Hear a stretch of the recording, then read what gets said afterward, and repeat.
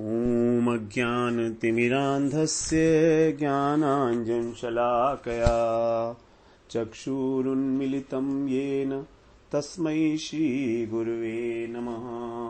वन्देऽहं श्रीगुरो श्रीयुत्पदकमलं श्रीगुरून् वैष्णवांश्च श्रीरूपं साग्रजातं सहगण रघुनाथान्वितं तं सजीवम् साद्वैतं सावधूतं परिजन सहितं कृष्ण चैतन्य देवं श्रीराधा कृष्ण पादान् सहगण ललिता श्री विशाखान्वितांश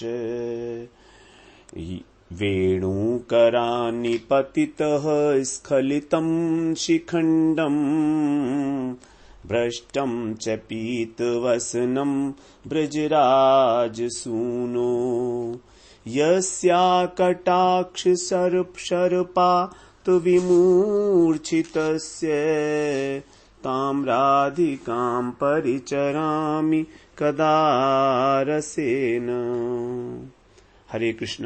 सर्वप्रथम मैं अपने गुरुपाद पद्म ओम विष्णुपाद अष्टोत्तर शत श्री श्रीमद् भक्ति वेदांत माधव गोस्वामी महाराज के चरण कमलों में अनंत कोटि दंडवत प्रणाम ज्ञापन करता हूँ।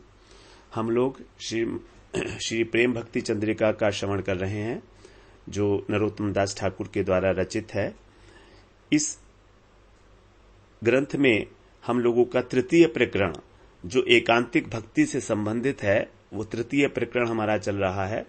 उसके अंदर हम लोगों ने 14वीं त्रिपदी में श्रवण किया कि हम लोगों को उसी पाथ का, भक्ति मार्ग में भगवत प्रेम प्राप्त करने के लिए उसी मार्ग का अवलंबन करना है जो हमारे महाजनों के द्वारा हमें दिखा दिया गया है। उसी में हमें अनुरक्त होना है। और उसके लिए साधन क्या होगा?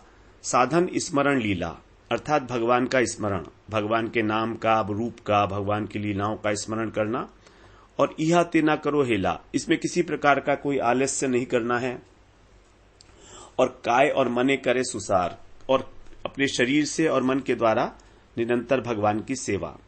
इस प्रकार से ये बताया गया कि मार्ग वही है जो महाजनों के द्वारा दिखा गया, और साधन है स्मरण, श्रवण कीर्तन स्मरण। तो जब हमारा श्रवण और कीर्तन परिपक्व हो जाता है, तब हमारा स्मरण स्वतः होने लगता है। यहां पर स्मरण जो है वो भगवान के नाम के साथ साथ है, कीर्तन करते हुए ही, भगवान का नाम लेते हुए ही स्मरण। इस प्रकार से हम लोगों ने 14वीं त्रिपदी में श्रवण किया। अब 15वीं त्रिपदी में कह रहे हैं ठाकुर महाशय, असत संगति सदा त्याग करो अन्य गीता, कर्मी ज्ञानी परिहरि दूरे, केवल भगत संग प्रेम भक्ति रस रंग, लीला कथा ब्रज रस पूरे, लीला कथा ब्रज रस पूरे। यहां पर अब इस त्रिपदी में, इस त्रिपदी से आरंभ करके और कुछ आगे की त्रिपदियों में भी भक्तों के लिए जो पालन करने योग्य आवश्यक विधि और निषेध हैं, उसका वर्णन किया जाएगा। क्या करना चाहिए ये विधि है, और क्या नहीं करना चाहिए ये निषेध है। अर्थात ग्रहणात्मक और वर्जनात्मक, ये दो प्रकार का आचरण है भक्तों के जीवन में, कि हमको क्या ग्रहण करना है और किस चीज से वर्जित रहना है, जो चीज नहीं करनी है। तो यहां कह रहे हैं सबसे पहले असत, जो असत संग है उसका त्याग करना है। असत संग सदा त्याग। वैष्णव के लिए सबसे बड़ा सदाचार यही है कि वो असत संग का त्याग कर दे। असत का मतलब है कि वो सभी वस्तु, वो सभी कामनाएं और वो सभी व्यक्ति जिनका सत वस्तु श्री कृष्ण से संबंध नहीं है, क्योंकि एकमात्र श्री कृष्ण ही सत वस्तु हैं। जो उनसे संबंधित नहीं है, चाहे वो वस्तु हो, चाहे व्यक्ति हो, चाहे पदार्थ हो, चाहे कामनाएं हो, हमको उनका संग नहीं करना है। ये असत हो गया। और आगे कह रहे हैं असत संग सदा त्याग, छाड़ अन्य गीत राग। और जो गीत राग इत्यादि मनोरंजन के कार्य हैं उनमें कभी भाग नहीं लेना चाहिए। जैसे आजकल के समय में हम अपने मनोरंजन के लिए अनेक अनेक प्रकार के जो है सिस्टम्स बने हुए हैं, पिक्चर देखते हैं, ड्रामा देखते हैं, टेलीविजन के ऊपर देखते हैं, न्यूज़पेपर भी एंटरटेनमेंट का साधन हो गया है आजकल। तो इन सब से हमें अपना संबंध नहीं रखना चाहिए। और आगे कहते हैं कर्मी ज्ञानी परिहरे दूरे। कर्मी और ज्ञानी हैं, इनको दूर से ही त्याग कर दो। पहले भी ये बात आ चुकी है, हम लोगों ने विशेष रूप से इसकी चर्चा भी कर चुके हैं। कर्मी और ज्ञानी, क्योंकि उनका संग करने से उनका जो आचरण है, उनकी जो विचारधारा है, वो हमारे विचारों को जो है वो प्रभावित करने लगती है। तो यहां पर बहिरंग जो मनोरंजन के साधन हैं अनेक अनेक प्रकार के, ग्राम्य वार्ता, परिचर्चा, नृत्य, गान इत्यादि, इन सब से वैष्णवों को दूर रहना चाहिए, क्योंकि इससे मन में जो है चंचलता आती है, विषय के अंदर जो है हमारी प्रवृत्ति होने लगती है। ये सारी बातें जो है भगवान के भजन से हमें दूर ले जाती हैं। और कर्मी ज्ञानी तो विषय हम बात की है कि अभक्त हैं, इनमें भक्ति होती नहीं है। तो भक्त जब नहीं है तो उनका संग करना, तो अभक्तों का संग करना तो भक्त के लिए जो है बड़ा विघ्न कारक है, क्योंकि जैसा हम संग करते हैं वैसा ही हम हो जाते हैं। इसीलिए कह रहे हैं कि इनका दूर से ही परिहार कर दे, मतलब इनको दूर से ही त्याग दे। और केवल भक्त संग, केवल भक्तों का संग करे, जो भगवान के भक्त हैं, जो कृष्ण की प्रेममयी लीलाओं का गान करते हैं। प्रेम भक्ति रस संग। अब भक्तों के संग में क्या होगा? प्रेम भक्ति रस संग। जो प्रेम भक्ति रूपी रस है उसका संग होगा। ये कब होगा? जब हम भक्तों का, रसिक भक्तों का संग करेंगे। तो भक्त भी ऐसे हों जो रसिक भक्त हों। देखिए, एक होती है भक्ति और एक होती है भक्ति रस। इन दोनों में थोड़ा सा अंतर। भक्ति तो वैधि भक्ति भी है। तो वैधि भक्ति के अंदर कृष्ण प्रेम प्राप्ति के लिए लीला कथा ब्रज रस पुरे, अर्थात जो कृष्ण की लीलाएं, कथाएं हैं, जो भगवान की रसमयी लीलाएं हैं, जो प्रेम भक्ति को देने वाली हैं, उसी का हम लोगों को श्रवण करना है, उसी का कीर्तन करना है। और वो कब होगा? जब हम केवल भक्त संग, जब हम भक्तों का, जो हमारे रसिक भक्त हैं, सजातीय भक्त हैं, उनका जब हम संग करेंगे। तो दो प्रकार की बातें यहां बताई गई। सबसे पहले निषेधात्मक, कि क्या करना नहीं चाहिए, जो वर्जन है, और जो है फिर ग्रहणात्मक, हमको क्या ग्रहण करना चाहिए। अब यहां पर जो भगवान की शरणागति है उसके लिए जो कहा गया है, आनुकूलस्य संकल्पः प्रातिकूलस्य विवर्जनम। आनुकूलस्य संकल्पः, जो अनुकूल वस्तु है, भगवान के भजन के अनुकूल वस्तु है, हमें उसका संकल्प करना है, उसके लिए हमें कामना करनी है। और जो प्रतिकूल है उसका विवर्जन है, मतलब उसको हमें नहीं करना है। तो यहां पर जो अनुकूल है वो है भक्तों का संग, और जो प्रतिकूल है वो है असत्संग। असत्संग का त्याग करना है हमको। असत्संगति सदा त्याग करो अन्य गीता। तो दोनों चीजों का त्याग है, तीन चीजों का त्याग यहां बताया। असत्संगत का त्याग नंबर 1, नंबर 2 अन्य गीता, जो मनोरंजन इत्यादि के जो साधन हैं उनका त्याग करना, और नंबर 3 कर्मी ज्ञानी, इन दोनों का भी त्याग करना। तो जो कल्याण कामी साधन है, जिसको अपना कल्याण करना है, जिसे भगवत प्रेम प्राप्त करना है, उसको तो ये असत्संग अवश्य ही त्यागना होगा। क्योंकि कहा गया चैतन्य चरितामृत में, असत्संग त्याग एई वैष्णव आचार। असत्संग त्याग एई वैष्णव आचार, स्त्री संगी एक असाधु कृष्ण अभक्त आर। जो वैष्णव आचरण है वो यही है कि असत का त्याग करना है, असत्संग का।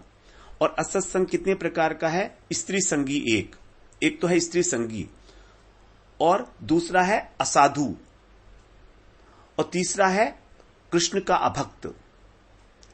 तो कृष्ण स्त्री संगी एक असाधु, जो स्त्री संगी है उसी को कहा गया है यहां असाधु, और दूसरा है कृष्ण का अभक्त।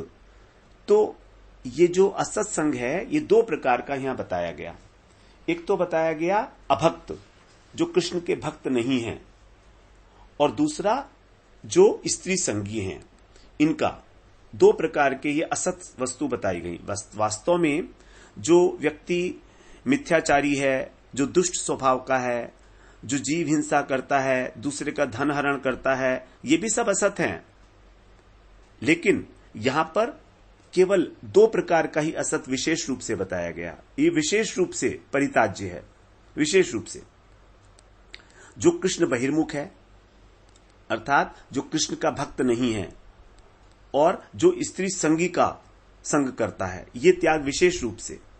तो जो श्रद्धावान भक्त हैं, वैष्णव भक्त हैं, भजन निष्ठ हैं, ये कम से कम ये दो वस्तुओं का जब त्याग करेंगे तो बाकी जो जीव हिंसा है, दुष्ट खल स्वभाव इत्यादि है, वो सब भी हो जाएगा। तो इनकी वजह से हमको क्या होता है कि जो भगवान का अभक्त है, अर्थात जो भक्ति नहीं करता, जो विषयी पुरुष है, वो हमको बहिर्मुख विषयों की ओर ले जाएगा, और जो स्त्री संगी है वो हमें स्त्री में आसक्ति करा देगा।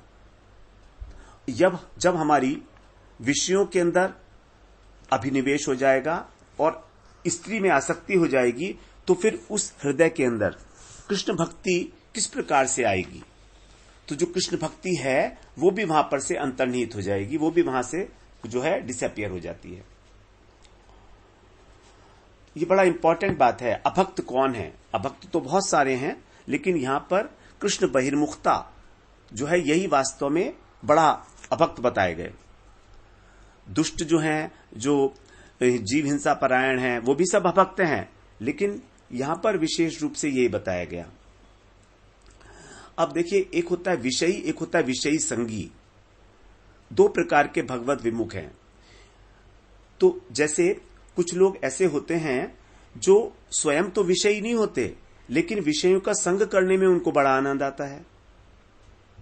तो हमें विषय का संग तो नहीं करना, और जो विषयों का संग करते हैं उनका भी संग नहीं करना, क्योंकि जब हम उनका संग करेंगे तो धीरे धीरे हम भी विषयी हो जाएंगे उन्हीं की तरह से,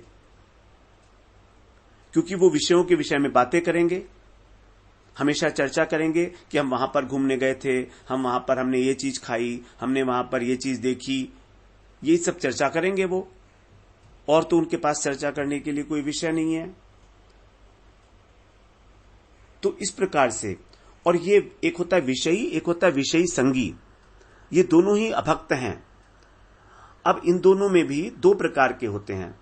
एक तो होता है जिन्होंने भगवान को अपने विषय का अंग बना लिया है, भगवान को अपने विषय का अंग, अर्थात भगवान का भी वो भोग कर रहे हैं, अर्थात भगवान के माध्यम से भगवान का नाम लेकर और विषयों का भोग कर रहे हैं।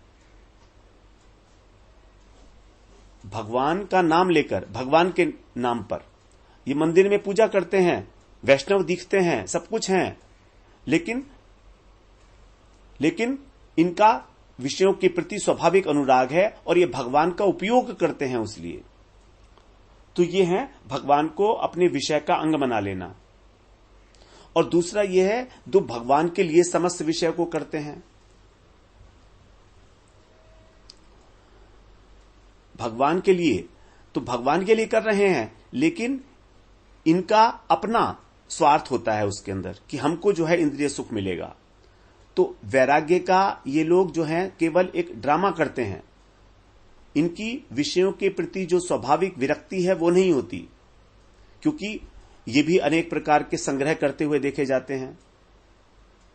दूसरी ओर ऐसे भी लोग हैं जो विषयों से घिरे हुए हैं, लेकिन फिर भी आंतरिक वैराग्य का आश्रय लेकर और भगवान का भजन करते हैं। तो इन सब चीजों को समझना और इनको पहचानना बड़ा आवश्यक है।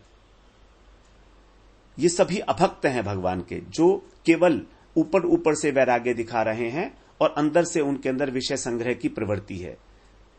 ऐसा समझ में आ जाएगा जब हम उनका आचरण देखेंगे।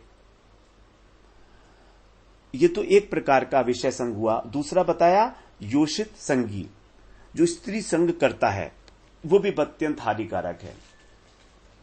इसके लिए स्त्री के संग के लिए भी मना किया गया है। भागवत में कहा है, मात्रा स्वस्रा दुहित्रा वा न विविक्तासनो वसेत, बलवान इंद्रिय ग्रामो विद्वान समपि कर्षति। अपनी माता के साथ, स्वस्रा अपनी जो बहन है उनके साथ, दुहित्रा अपनी बेटी के साथ, न विविक्तासनो वसेत, एक ही आसन पर कभी ना बैठे, एकांत में, एकांत स्थान में एक ही आसन पर कभी ना बैठे इनके साथ, क्योंकि बलवान इंद्रिय ग्रामो, हमारी जो इंद्रियों का समूह है वो इतना बलवान है कि विद्वांसम अपि कर्षति, कि विद्वान लोगों को भी जो है वो आकर्षण कर लेता है। इसके अतिरिक्त जो यहां पर कहा गया है वो कहा गया है विषय स्त्री संगी। स्त्री संगी का मतलब है जो स्त्रियों का संग करता है। तो स्त्री संगी जो होता है वो स्त्री के विषय में ही चर्चा करता है, और वो चर्चा इस प्रकार से करता है कि हमारा भी स्त्रियों के प्रति जो है अनुराग हो जाता है, स्त्रियों के प्रति आसक्ति होने लगती है। तो स्त्री का संग करना भी इतना हानिकारक नहीं बताया गया है जितना स्त्री संगी का अर्थ है संग करना, क्योंकि वो अपनी बातों से, वो अपने आचरण से, अपने व्यवहार से हमारे अंदर स्त्री के प्रति अत्यधिक आसक्ति उत्पन्न कराने में समर्थ हो जाता है। तो जिस प्रकार से कृष्ण का जो भक्त नहीं है, अर्थात कृष्ण बहिर्मुख व्यक्ति है, वो एक श्रद्धालु साधक के हृदय के अंदर और कृष्ण बहिर्मुखता जगा के उसका सर्वनाश करता है, उसी प्रकार से जो स्त्री संगी है ये स्त्री के रूप, गुण इत्यादि की बातें करेगा और अपने साथी के अंदर भी स्त्री के प्रति आसक्ति जगा देगा। और ये आसक्ति ऐसी होती है जो स्वयं स्त्री भी नहीं जगा सकती। ये उसी प्रकार से इसको समझिए जैसे कि एक भगवान का भक्त है। भगवान का भक्त भगवान के रूप, गुण इत्यादि की बातें करके और अपने साथी के हृदय में भगवान के प्रति आसक्ति जगा सकता है। साधु संग में यही तो होता है ना। साधु क्या करते हैं? साधु भगवान का भजन, साधु भगवान का नाम का, भगवान के रूप का गुणगान करते हैं और हमारे हृदय में भी जो है भगवान के प्रति प्रेम जाग जाता है, आसक्ति हो जाती है। उसी प्रकार से ये आसक्ति यदि भगवान चाहे स्वयं तो वो भी नहीं जगा सकते। उसी प्रकार से स्त्री भी उतनी आसक्ति नहीं जगा सकती जितना कि स्त्री संगी। तो जो भजन निष्ठ साधक हैं उनके लिए स्त्री का संपर्क मात्र कितना वर्जनीय है ये बताया है देवहूति जी को भगवान कपिल ने। कपिल देवहूति संवाद के अंदर वो कह रहे हैं, यो पयाति शनिर्माया योषिदेव विनिर्मिता तामीक्षेतात्मनो मृत्युम तृणैकूपमिवावृतम। ये जो योषित रूपी माया है, योषित देव विनिर्मिता, योषित का अर्थ होता है स्त्री। तो योषित रूपी जो ये देव माया है ये धीरे धीरे क्या करती है? सेवा के छल से पुरुष के पास आती है। सेवा करने के छल से कि मैं आपकी सेवा करूंगी, हम दोनों मिलकर भजन करेंगे। उसके लिए उसको भी कहा गया ताम ईक्षेतात्मनो मृत्युम। उसको भी जो व्यक्ति भगवत निष्ठ है, जो व्यक्ति नाम निष्ठ है, उसको ऐसे देखना चाहिए कि साक्षात मृत्यु है। और कौन सी मृत्यु है? जो तृणई कूपम इवावृतम, जैसे कि घास से ढका हुआ एक कुआं। यदि कोई कुआं घास से ढका हुआ हो तो जैसे ही हम उसके ऊपर पैर रखेंगे कुएं के अंदर घुस जाएंगे। उसी प्रकार से ये जो स्त्री है हमको एक अंधकूप में डाल देती है अपनी मीठी मीठी बातों से, सेवा के छल से। विश्वनाथ चक्रवर्ती ठाकुर ने यहां पर विशेष रूप से कहा है इस श्लोक की टीका के अंदर। वो कहते हैं कि ये जो स्त्री है ये देवता भगवान की माया, एक विशेष माया है और इस माया रूपी कवल से उद्धार पाना अत्यंत कठिन काम है, अत्यंत कठिन। इसीलिए जो कल्याण चाहता है व्यक्ति उसको स्त्री के संपर्क में नहीं आना चाहिए। यहां पर जो स्त्री की बात की जा रही है वो पर स्त्री के विषय में है, पत्नी के विषय में नहीं है। जो हमारी धर्म पत्नी है उसके विषय में ये बात नहीं है। धर्म पत्नी के साथ तो व्यवहार करना ही है, उसका संग तो करना ही है। तो ये जो स्त्रियां हैं ये पुरुष को निष्काम विरक्त मानती है और अपनी भी निष्कामता दिखाएगी, विरक्तता दिखाएगी कि मुझे भी संसार में कोई प्रलोभन नहीं है। जैसे आपका विचारधारा है वैसी मेरी भी विचारधारा है। और केवल इतना ही नहीं, सेवा शुश्रूषा करेगी उसकी, कि हम भजन करने में हम आपकी सेवा करेंगी, आपको भी सुविधा हो जाएगी। तो उस उद्देश्य से ये स्त्री पुरुष के निकट आती है और तब भी उसको अपना सर्वनाश करने वाली समझो। ये विश्वनाथ चक्रवर्ती ठाकुर कह रहे हैं, अपनी मृत्यु के सदृश जानो उसको।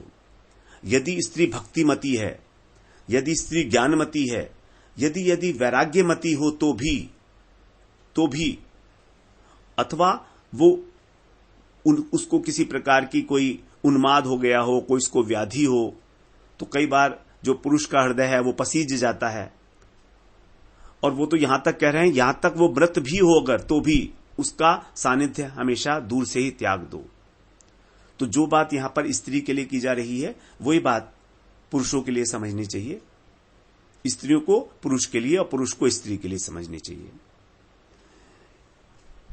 क्योंकि हमारे हृदय में स्थान हमें भगवान को देना है और भगवान को एकांतिकता ही पसंद है। हमारे मन में किसी और व्यक्ति के प्रति आसक्ति हो यह भगवान को स्वीकार नहीं है, बिल्कुल स्वीकार नहीं है भगवान को। और स्त्री ही इतनी हमारे को आसक्त कर देती है अपने अंदर कि हमारे हृदय में भगवान की आसक्ति के लिए स्थान ही नहीं रहता, क्योंकि आसक्ति एक जगह होती है सबसे ज्यादा। तो इस प्रकार से यहां पर स्त्री को विशेष रूप से कहा गया है कि उसका त्याग करना है और उसकी स्त्री संगी है उसका भी त्याग करना है। चैतन्य चंद्रोदय नाटक में कहा गया है, निष्किंचिनस्य भगवत भजनोन्मुखस्य पारं परं जिगमिषोर्भवसागरस्य संदर्शनं विषयिणामथ योषितांच हा हंत हंत विषभ क्षणतोऽप्य साधु। जो निष्किंचन है, जो भगवत जन मुखस्य, जो भगवान के भक्तों के उन्मुख हैं, भक्तों का संग करना चाहते हैं, उन्हें जो पारंपरा जिग्मिशो, जो भवसागर से पार करना चाहते हैं इस भवसागर को, उन्हें संदर्शनम विषयिणाम, जो विषयी लोग हैं उनका संदर्शन करना। संदर्शन का मतलब यहां पर है उनका संग करना। सम्यक रूपेण दर्शन मतलब उनका संग करना। और योषितांच, जो स्त्री हैं उनका संग करना। कैसा है? हा हंत हंत विष भक्षण, केवल विष भक्षण के समान है। जैसे मान लीजिए जहर खा लिया हो, विष खा लिया हो। विष तो हमारे को एक ही जीवन हमारा नष्ट करेगा, लेकिन हमारी जो विषयों में और स्त्री के अंदर आसक्ति है ये हमारी अनेक अनेक जन्मों को नष्ट कर देगी। तो विष भक्षण उससे अधिक श्रेयस्कर है। इससे अच्छा तो विष खा के मर जाए, क्योंकि एक ही जन्म तो खत्म हुआ ना, आसक्ति तो नहीं बनी ना। लेकिन अगर आसक्ति बन गई तो जन्म जन्मांतर का फेर चलता रहेगा। और संसार में हमारे बार बार आवागमन का कारण ही केवल आसक्ति है। और आसक्ति ये दो प्रकार की, एक विषयों में आसक्ति और एक स्त्री में आसक्ति, यही दो मुख्य हैं, यही दो मुख्य आसक्तियां हैं। तो इसको कह रहे हैं हा हंत हंत विष भक्षण।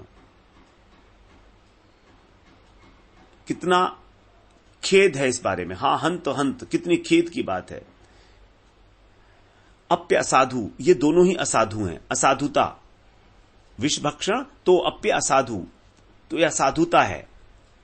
तो ये दो प्रकार के असाधु, दो प्रकार के अभक्त हैं, जो विषयी हैं और जो स्त्री संगी हैं। इसलिए इनके जो है संग के लिए इनको परित्याग करने के लिए यहां पर कहा गया असत संगति सदा तंग असत संगति सदा। निरंतर इस बारे में हमेशा जागरूक रहना है। यदि हमारी जागरूकता नहीं है तो हमें पता भी नहीं लगेगा कि किस समय विषय और किस समय स्त्री हमको अपने अंदर आसक्त करके और हमारे भजन से उसको च्युत करा दिया। हमारा भजन साधन छप छूट जाएगा धीरे धीरे। हमने जो स्त्री का संग किया था वो तो इसलिए किया था कि हम साथ में भजन करेंगे, लेकिन साथ में भजन तो क्या किया, उसके बाद धीरे धीरे परिवार ही बढ़ता चला गया। अब जब परिवार ही बढ़ता चला गया तो फिर तो परिवार का लालन पालन ही होने लगा, फिर भक्ति कहां रही। तो ये जो भक्ति के लिए भक्ति करना चाहते हैं वास्तव में, उन्हें तो इस प्रकार के संग से विशेष रूप से दूर ही रहना अनिवार्य है। और जो पहले से ही गृहस्थ हैं उनके लिए भी कोई बात नहीं है, वो अपना गृहस्थ का पालन करते हुए गृहस्थ धर्म में रहते हुए भगवान का भजन करें। जितना आवश्यक है उतना स्त्री संग करें और उसके बाद जो है भगवान के भजन में ही अपने मन को लगाएं, नियम पूर्वक, बिना आसक्ति के, केवल कर्तव्य बोध के साथ अपने परिवार का पालन करते हुए और भगवान का भजन करें। क्योंकि ये दोनों प्रकार की जो आसक्तियां हैं ये संक्रमित होती हैं साथ के, जब हम साथ करते हैं किसी का। और संग के विषय में हम लोग चर्चा कर ही आए हैं कि किसी भी व्यक्ति के साथ संग उसी को कहा जाएगा जब हम उसके साथ अपनी अंतरंग बातें कर रहे हैं, अपनी भजन की बातें कर रहे हैं, घुल मिल के बातें कर रहे हैं। व्यवहार की बातें ठीक है, वो संग नहीं कहलाएगा। संग वही कहलाता है जहां हमारे अंदर अंतरंगता आ जाती है, घुल मिलकर बात करना, उसी के साथ उठना बैठना हर वक्त, आसक्ति के साथ, राग के साथ, उसी को संग कहा जाता है। उसके साथ वस्तुओं का आदान प्रदान करना जिससे हमारा प्रेम बढ़े, उनको भोजन कराना, उनको भोजन करना, उनके द्वारा जो भोजन कराया गया उसको ग्रहण करना। क्योंकि भोजन के समय जो है हमारी बड़ी पर्सनल बातें हो जाती हैं। तो संग का बड़ा प्रभाव है। जितना हमारे लिए साधु संग जो है अनिवार्य है, उतना ही असत संग हमारे लिए जो है त्याज्य है। जैसे जैसे संसार में आसक्ति बढ़ेगी वैसे वैसे ही हमारी जो परमार्थ निष्ठा है वो क्षीण होती चली जाएगी। और हमारा जो इस संसार के अंदर पदार्थ हैं और ये शरीर है, इसमें मैं और मेरा का अभिमान जो है वो और दृढ़ होता चला जाएगा। तो ये जो दूषित संग है इसको हमको त्यागना है, सब प्रकार से इससे मुक्त होना है।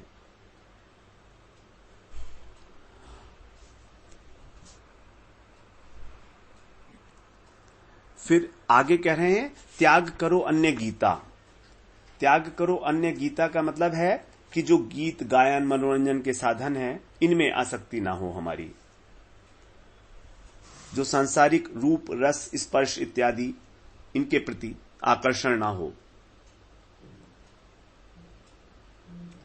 जब भगवान के रूप में, जब भगवान का गुणगान करने में हमको आनंद आने लगता है, तभी हमारा स्वाभाविक रूप से इस संसार के प्रति जो है विषय, उनके अंदर जो हमें सुनने में अच्छा लगता है, खाने में अच्छा लगता है, देखने में अच्छा लगता है, उसके प्रति हमारी विरक्ति हो जाती है।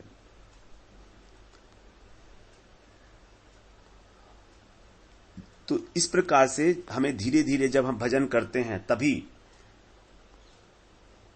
क्योंकि तब हमें पता लग जाता है कि जो आनंद उस भगवान के रूप में है, भगवान का गुणगान करने में है, भगवान की कथाओं में है, वो आनंद जो है संसार के विषयों में नहीं है। क्योंकि संसार के विषयों में जितना भी आनंद है, इंद्रियों को सुख देने वाला स्पर्श सुख है और नेत्रों का सुख है, कानों का सुख है, ये सब जो है धीरे धीरे हमको बोरिंग लगने लगता है। लेकिन जैसे जैसे भगवान का करते हैं गुणगान हम, वो और अधिक अधिक अच्छा लगने लगता है। क्योंकि संसार के जितने भी सुख हैं, जितने भी आनंद हैं, वो सब स्थायी नहीं है। वो नाशवान है, धीरे धीरे कम होने लगता है वो सब कुछ।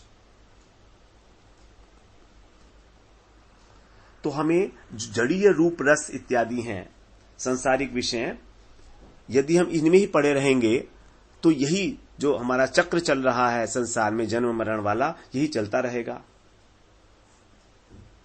इसीलिए हमको इन वस्तुओं के प्रति मनोरंजन इत्यादि के जो साधन हैं, जो हमको जबरदस्ती बाहर ले जाते हैं, अपनी चित्तवृत्ति हमारी बहिर्मुख कर देते हैं, उनसे हमें बचना चाहिए। ये सब चित्त की चंचलता का ही जो है परिणाम है, और अधिक चंचलता को प्राप्त हो जाता है इससे हमारा चित्त। वैसे ही कितना चंचल है हमारा मन, वैसे ही कितना मुश्किल से टिकता है भगवान के नाम में। और यदि हम ये सब कुछ करेंगे, कभी न्यूज़पेपर पढ़ रहे हैं, कभी टेलीविजन देख रहे हैं, डिस्कस कर रहे हैं, ग्राम्य वार्ता कर रहे हैं, प्रजल्प कर रहे हैं, तो इससे तो, और फिर हम चाहें कि हम भगवान के दर्शन भी कर लें, तो ये कैसे होगा? हमारी इंद्रियां तो बाहर की तरफ दौड़ रही हैं, जबकि भगवान का जो अनुभव है वो तो अंदर में होगा। तो इस प्रकार से जो भी वस्तु हमको हमारे बहिर्मुख करती है हमको, चाहे किसी भी प्रकार का रस हो, उसे हमें ग्रहण नहीं करना है। इसके बाद फिर बताया कर्मी ज्ञानी परिहरि दूरे, कर्मी और ज्ञानी को दूर से ही नमस्कार करें। ये कर्मी ज्ञानी भी एक प्रकार के अभक्त हैं। ज्ञानी कौन है? ज्ञानी कहता है कि मैं ज्ञान प्राप्त करके भगवान के बराबर हो जाऊंगा, मैं ही ब्रह्म हूं, अहम ब्रह्मस्मि। तो जो व्यक्ति ज्ञान प्राप्त करके भगवान की बराबरी करना चाहता है, वो भगवान की सेवा कैसे करेगा? और भगवान की सेवा करना ही भगवान का भक्त होना है। तो जहां पर स्वयं भगवान बनने की अथवा उनके बराबर होने की इच्छा है, वहां पर भगवान के प्रति हमारी जो सेव्य बुद्धि है वो कैसे होगी? उनके तो सारे प्रयत्न जो हैं इस संसार से मुक्त होकर स्वतंत्र होने के लिए हैं। जो निर्विशेष ब्रह्म की उपासना करते हैं, उनका यही उद्देश्य है कि कब उनके अंदर स्वयं ब्रह्म भाव उत्पन्न हो जाए, वो स्वयं को भी ब्रह्म के रूप में अनुभव करें। उनको ब्रह्म ज्ञानी कहा जाता है। तो अनेक प्रकार की युक्तियों से, अनेक प्रकार के ध्यान प्रक्रियाओं से गुजरकर ये लोग उस वस्तु की प्राप्ति करना चाहते हैं। भगवान की कृपा प्राप्त करने के लिए कोई प्रयत्न नहीं करते। यदि करते हुए देखे भी जाते हैं, भगवान का नाम लेते हुए देखे भी जाते हैं, तो भी इनका उद्देश्य तो वही होता है। तो भगवान के नाम को अथवा भगवान का कोई भजन वगैरह अगर गाते भी हैं, तो इनका उद्देश्य तो वही है, अहम ब्रह्मस्मि ही है। इसीलिए सभी प्रकार के जो ज्ञानी हैं, चाहे हम ब्रह्म ज्ञानी की बात कहें, चाहे आत्मज्ञानी की बात करें, ये सब भी अभक्ति ही आएंगे। यहां तक कि जो प्राकृत ज्ञानी हैं, जो इस संसार के अंदर, इस संसार के विषयों के अंदर अपने को ज्ञानी समझते हैं, जैसे नोबेल प्राइज विनर्स हैं बहुत सारे, शिक्षा के क्षेत्र में, विज्ञान के क्षेत्र में, चिकित्सा के क्षेत्र में, अर्थशास्त्र के अलग अलग सब्जेक्ट्स हैं, उन सब के अंदर बड़े बड़े लोग जो हैं ज्ञानी भरे पड़े हैं इस संसार के अंदर। वे सब ये सोचते हैं कि हम अपनी बुद्धि के बल पर इस संसार के सबसे अधिक और सबसे अधिक पावरफुल व्यक्ति हो सकते हैं और सबसे अधिक धन अर्जित कर सकते हैं अपनी बुद्धि के बल पर। ये प्राकृत ज्ञानी है। तो ये भी अभक्ति ही कहलाएंगे, चाहे प्राकृत ज्ञानी हो, चाहे ब्रह्म ज्ञानी हो, चाहे आत्मज्ञानी हो।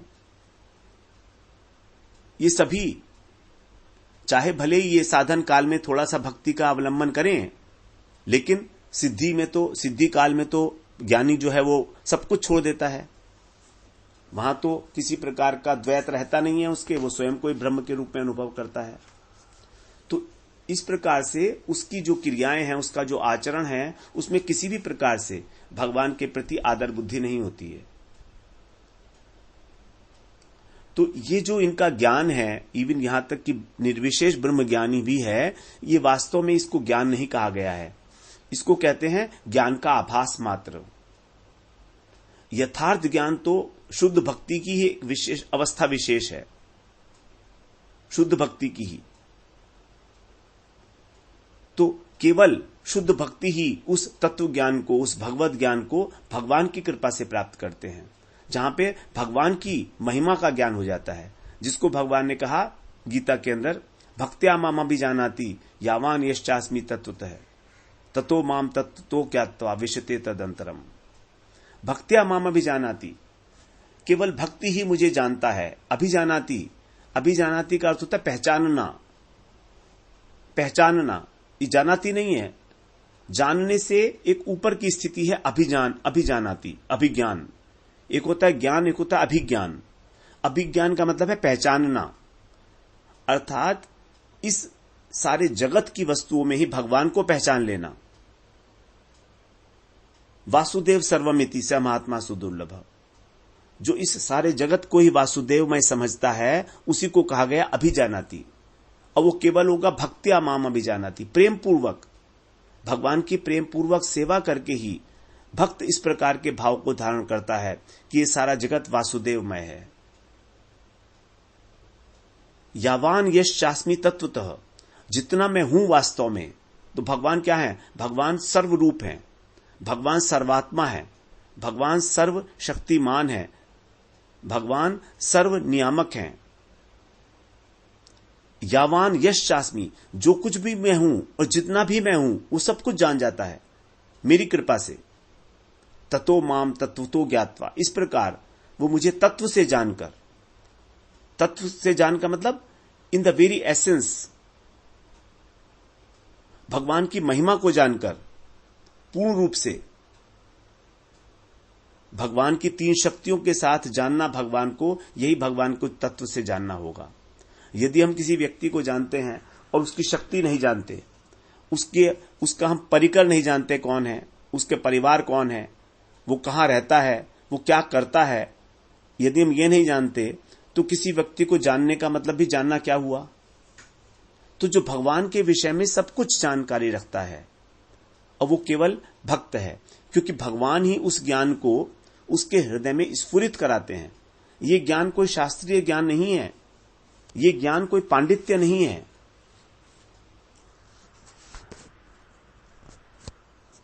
ये ज्ञान स्फुरित होता है भगवान की कृपा से। जब तक भगवान की कृपा नहीं होगी ये ज्ञान उदय नहीं होगा। ब्रह्मा जी तक कह रहे हैं कि मैं नहीं जानता हूं आपको, और जो कहते हैं कि हम आपको जानते हैं उन्हें ऐसा कहने दो, मैं तो नहीं जानता हूं, मैं ब्रह्मा होकर भी आपको अभी तक नहीं जान पाया हूं। तो जो कहते हैं इस प्रकार का दम भरते हैं, दंभ करते हैं कि हम आपको जानते हैं, उनको ऐसा कहने दो, कोई बात नहीं है, ठीक होगी उनकी बात। ऐसा हो नहीं सकता कभी ठीक हो जब ब्रह्मा जी ऐसा कह रहे हैं। जानंत एव जानंतु, कह रहे हैं उसमें, जानंत एव जानंतु किम बहुक्त्यान में प्रभु, मैं नहीं जानता हूं आपको। मनसो वपुषो वाचो वैभवम तव गोचर, उनकी ये बहुक्ति है ये कहना कि हम आपको जानते हैं। मैं आपके मन को, आपकी वाणी के और आपके वचन के, आपकी वाणी के और आपके विग्रह के, आपके शरीर के वैभव को नहीं जानता। न जानाती न गोचर, फिर कैसे जानेंगे? उसके लिए भी भगवान, उसके लिए भी ब्रह्मा जी कह रहे हैं कि आपको यदि कोई कहता है कि मैं जानता हूं, तो कौन जानता है और कौन नहीं जानता है आपकी महिमा को। कहते हैं अथापि ते देव पदाम्बुजद्वय प्रसाद लेशानुगृहीत एभि जानाति तत्वं भगवन् महिम्नो न चान्ये कोऽपि चिरं विचिन्वन्। अथापि ते देव पदाम्बुजद्वय, हे देव, आपके जो चरण कमल हैं उनकी जो कृपा है उसका लेश मात्र, उस लेश मात्र कृपा के अनुग्रहित हुए बिना आपको कोई नहीं जानता, और जो जानता है उसके ऊपर आपके चरण कमलों की लेश मात्र कृपा हुई है, अनुग्रहित हो चुका है। वही केवल जानता, एव ही, एव माने केवल वही, जानाति तत्वम भगवन महिमनो, आपकी महिमा के तत्व को जानता है।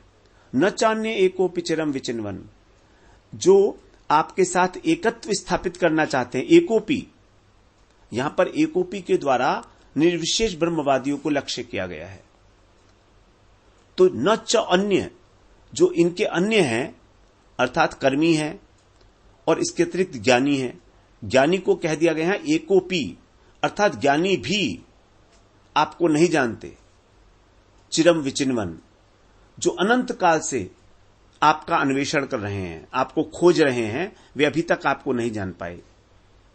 न चान्य एकोपि चिरम विचिन्वन, अनंत काल से खोजने के बाद भी वो आपको नहीं अभी तक अन्वेषण कर पाए, आपको नहीं जान पाए। लेकिन आपका भक्त जो है वो आपके चरण कमलों की लेश मात्र कृपा से, लेश मात्र तनिक सी कृपा से आपको जान जाता है। तो इस प्रकार जो ज्ञानी हैं वो सभी अभक्त हैं, चाहे वो ब्रह्म ज्ञानी हो चाहे प्राकृत ज्ञानी हो, क्योंकि उनके अंदर ज्ञान का अहंकार होता है। वो केवल ऐसा मानते हैं कि हम जीवन मुक्त हो गए हैं, लेकिन वो जीवन मुक्त नहीं है। उनका जो अभिमान है वो केवल एक उनकी मान्यता मात्र है कि अहम ब्रह्मस्मि, कि मैं ब्रह्म हो गया हूं। ये केवल एक मान्यता मात्र है।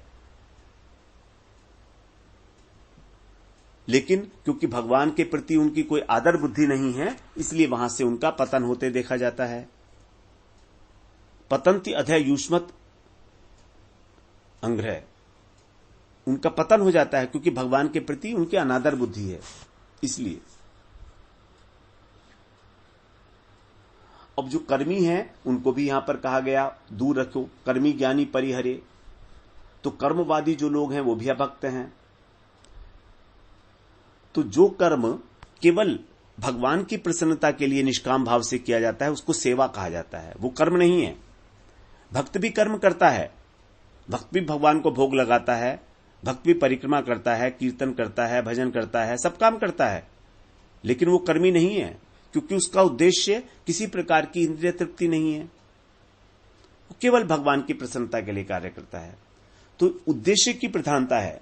यदि हम किसी पार्थिव वस्तु, जड़ वस्तु अथवा फल के लिए अथवा ज्ञान प्राप्त करने के लिए कोई कार्य करते हैं तो वो सब कर्मी है और वो भगवत विमुख है।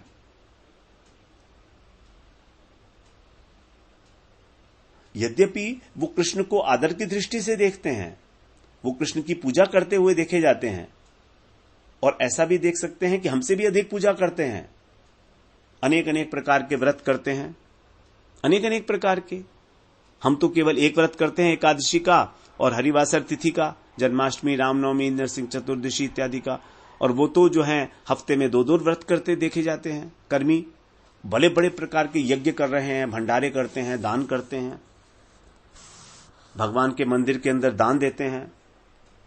तो ये सब जो है कृष्ण को आदर की दृष्टि से देखते हुए भी, क्योंकि उनका मूल उद्देश्य जो है संसारी सुख को प्राप्त करना है, इसलिए इनको कहा गया ये सभी अभक्त हैं।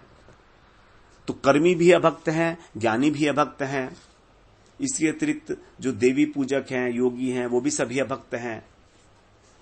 और कहा गया जो धर्म ध्वजी हैं, जो धर्म का ठेका लेकर चलते हैं कि हमने ठेका ले लिया है धर्म का, हम धर्म के रक्षक हैं, आप हमको इस प्रकार का इतना डोनेशन करो, ये करो, वो करो, ये सब अभक्त हैं।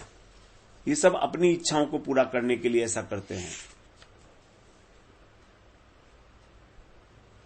किसी प्रकार का उनमें कोई भजन का जो है आवेश नहीं देखा जाता जीवन में उनके, तो इनको हमें अभक्ति मानना पड़ेगा। तो इस प्रकार से कहा कि हमें किस चीज का निषेध करना है। और अब आदि त्रिपदी में कह रहे हैं कि केवल भक्त संग प्रेम भक्ति रस रंग लीला कथा ब्रज रस पुरे। करना क्या है? केवल भक्त संग। केवल भक्त संग, केवल शब्द लगा दिया ना भक्त से पहले, यह है ग्रहणात्मक आचरण, यही है हमारा जिसको हमें ग्रहण करना है। अर्थात हमें सजातीय भक्तों के साथ निरंतर उनके संग में रहकर भजन करना है और तभी हमको उसका आस्वादन होगा भजन का। जैसे हम लोग पहले भी चर्चा कराए हैं, सजातीय आश्रय स्निग्धे साधो संगय ततो वरेहे स्वतो वरेहे। जो सजातीय हो हमारा, उसका उद्देश्य वही हो जो हमारा उद्देश्य है, कृष्ण प्रेम, कृष्ण सेवा। दूसरा, स्निग्ध हो, हृदय का कोमल हो, कठोर हृदय ना हो। और स्वतो वरे, हमसे श्रेष्ठ हो। हमसे श्रेष्ठ होगा तो भजन में अभिज्ञ होगा, भजन की पद्धति को जानने वाला होगा, हम उससे भजन की पद्धति सीख सकते हैं। जब हम उसको आचरण करते हुए देखेंगे भक्ति का, तो हमारे अंदर इच्छा पैदा होगी कि हम भी ऐसा करें, तब हम उससे सीख सकते हैं, हमें वो सिखा सकता है। लेकिन वो सिखाएगा तो तब जब उसके हृदय में हमारे प्रति करुणा होगी, इसीलिए उसका स्निग्ध होना आवश्यक है। स्निग्ध का मतलब है चिकना। चिकने का मतलब कि अब वो हमको उस वस्तु को देने के लिए तैयार है, अर्थात अब उसकी जो कृपा है, उसकी जो कृपा है वो हमारे ऊपर संक्रमित हो सकती है। जो भी वो पद्धति बताएगा हमको भजन करने की, वो हमारे को तभी समझ में आएगी जब उसका स्निग्ध हृदय है, क्योंकि स्निग्ध हृदय के द्वारा ही कृपा जो है वो ट्रांसमिट होती है, आसानी के साथ सहज बना देती है किसी भी वस्तु को ग्रहण करने के लिए हमारे लिए। भक्ति शास्त्र का ये सिद्धांत है, बताया गया है कि जो भगवत विषया भक्ति है वो भक्त का आश्रय लेने से, स्निग्ध भक्त का आश्रय लेने से सरस हो जाती है। भक्ति के अंदर जो रस पैदा होता है, जो आनंद की उपलब्धि होती है, वो तभी होती है जब हम किसी भक्त का, स्निग्ध भक्त का, श्रेष्ठ भक्त का हम आश्रय लेते हैं। तो इस प्रकार से उस महाभागवत के वैष्णव के दर्शन करने से, उसके साथ संभाषण करने से, उसके साथ भगवान के प्रसंगों की चर्चा करने से, भगवान की लीलाओं की चर्चा करने से हमारे चित्त में भी जब रति का उदय होता है, भगवान के प्रति जब भाव का उदय हो जाता है, तब हमें रस का आस्वादन होने लगता है। तो आवश्यकता है कि उसके संग से हमारे हृदय के अंदर भावों का उदय हो। ये भाव आवश्यक है।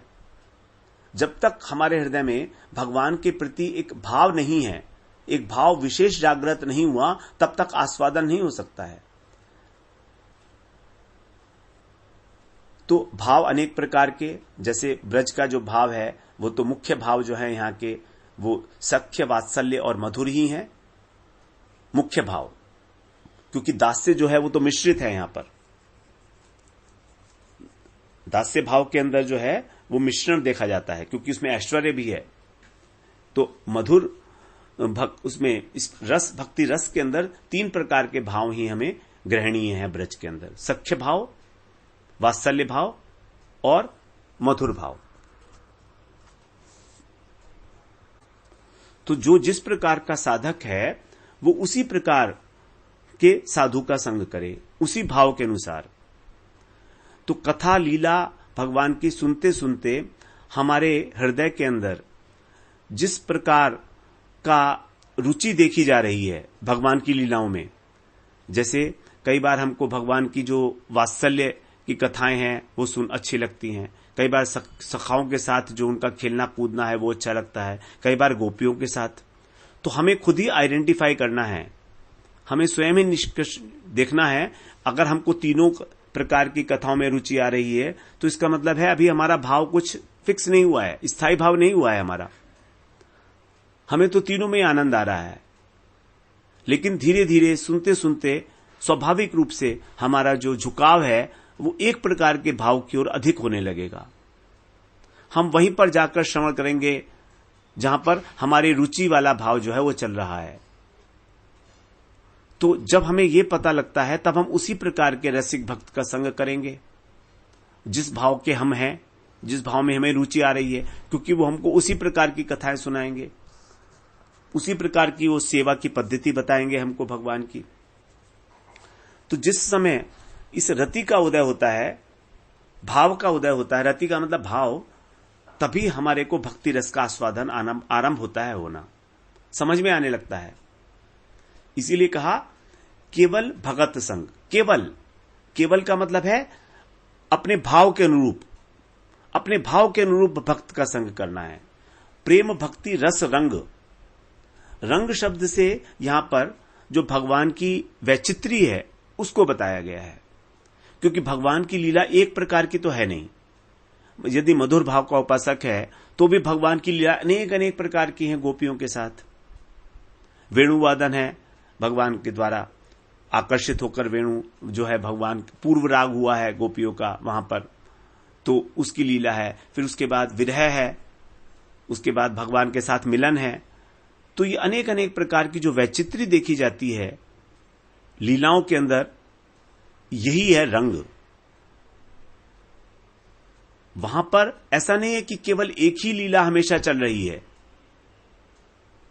जैसा जब जब जिस प्रकार का उद्दीपन होता है उस प्रकार की लीलाएं जो हैं राधा और कृष्ण की और गोपियों के साथ होती हैं। तो ये वैचित्री है अनेक अनेक प्रकार की। इस रंग शब्द से उस बात को समझ में आता है। तो उसी प्रकार का जो है उद्दीपन, तो जो लीला की वैचित्री है उसके लिए आवश्यक है कि जो भगवान का धाम है, क्योंकि भगवान के धाम में ही जो है वो उद्दीपन होता है अलग अलग प्रकार के। तो जो ब्रज धाम के अंदर है उसमें कहा गया यहां पर लीला कथा ब्रज रसपुरे। ब्रज रसपुरे मतलब ब्रजपुर, ब्रजपुर में रहकर, क्योंकि लीला का जो उद्दीपक क्षेत्र है वो है ब्रज धाम भगवान का, इसमें रहकर और महत संग में, साधु के संग में जब हम अपनी भाव के अनुरूप कथा का आस्वादन करते हैं, जब हमें उस प्रकार का सौभाग्य प्राप्त होता है, तब उस समय जो है हमें भगवान का जो प्रेम है, जो वैचित्री प्रेम है भगवान का, वो सहज रूप से प्राप्त होता है। तो यहां पर दोनों बातें बताई गई, जिसको कि उपदेशामृत में रूप गोस्वामी ने बताया, तिष्ठन ब्रजे तदनुरागी जनानुगामी। 8वें श्लोक में उपदेशामृत के यही बात बताई गई है कि हमें क्या करना है। सभी उपदेशों का सार जो है वो ये बताएगा, तिष्ठन ब्रजे तदनुरागी जनानुगामी कालम नयेद अखिलम इति उपदेश सारम। ब्रजपुर में रहकर, ब्रज में रहकर तिष्ठन, और जो अनुरागी जन है उनका अनुगामी होकर, उनके अनुगत्य में, यही है रागानुगा भक्ति। वास्तव में रागात्मिक जन के अनुगत्य में जो भक्ति की जाती है वही है रागानुगा भक्ति। तो तदनुरागी जनानुगामी कालम नयेत अखिलम इति उपदेश सारम, सारे समय को अपने व्यतीत करे। तिष्ठन ब्रजे, ब्रज में रहकर, यदि ब्रज में रहकर रहना संभव नहीं हो पा रहा है तो कम से कम मन से तो ब्रज में वास करे ही करे।